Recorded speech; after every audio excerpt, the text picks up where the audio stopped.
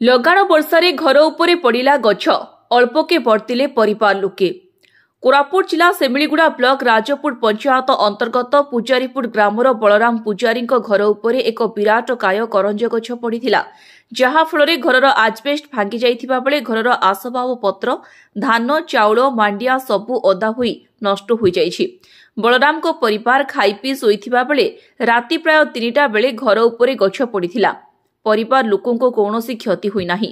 ରାଜପୁର ସରପଞ୍ଚ ପୀତାମ୍ବର କିର୍ସାନୀ ଖବର ପାଇବା କ୍ଷଣି ଘଟଣାସ୍ଥଳରେ ପହଞ୍ଚି ବଳରାମଙ୍କ ସହିତ ଆଲୋଚନା କରିବା ସହିତ ଘର ଉପରେ ପକାଇବା ପାଇଁ ପଲିଥିନ୍ ଯୋଗାଇ ଦେଇଥିଲେ।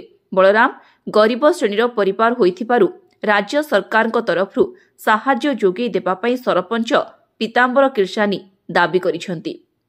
ପୂଜାରୀ କହୁଛି ପୂଜାରୀପୁର କରଞ୍ଜ ଗଛ ଗୋଟେ ମୋର ଘରରେ ରାତି 3ଟାରେ ପଡ଼ିକିନା ଚୋପାଇ ଧାନ ମାଣ୍ଡିଆ ସବୁ ଖାଦି ଖଣ୍ଡା ସବୁ ନଷ୍ଟ ହୋଇଗଲା।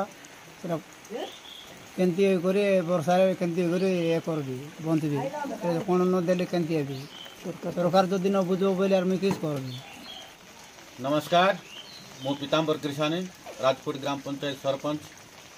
वर्तमान आपण मैंने जानिथिबे दीर्घ 2 सप्ताह हेलाणी अविभक्त कोरापुट जिले में लघुचाप वर्षा फल गाँ गली रे चाल चपर घर जो रही नाई नथिबा असुविधा ग्रामवासी लोक सम्मुखीन होगा पड़ुछि।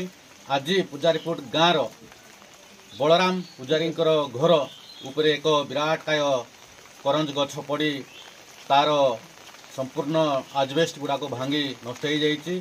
भितरे तांकर वर्षकर जो शस्य श्यामल धान मांडिया जहाँ शस्य थिला सबू ये वर्षारे ओदाई सब संपूर्ण नष्ट होइछि।